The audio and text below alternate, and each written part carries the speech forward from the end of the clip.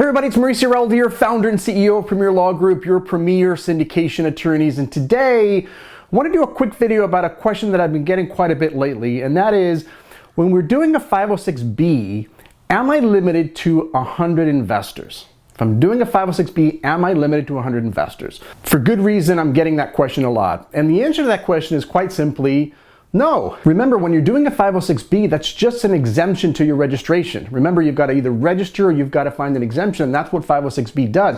It doesn't really matter how many investors you have, so long as you don't go over 2,000. You definitely can't have more than 2,000, because then that triggers all kinds of additional financial disclosures that are very similar to when you're going public. But other than that, as long as you're under 2,000 investors, and of course, so long as you're under 35 non-accredited investors, this whole issue of 100 investors doesn't apply to you.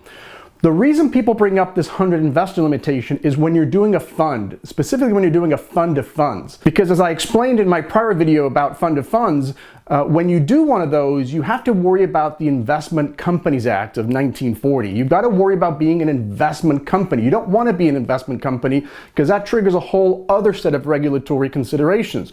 We want to make sure that we are not an investment company, and the easiest way to do that is to be under 100 investors.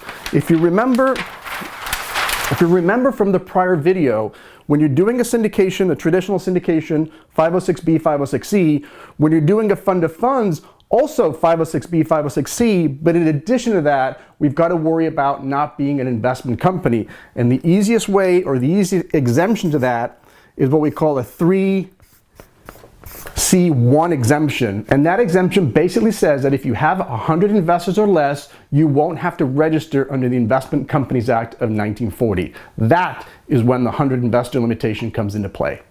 If you've got any questions about this, just drop me a comment and I'll see you in the next video.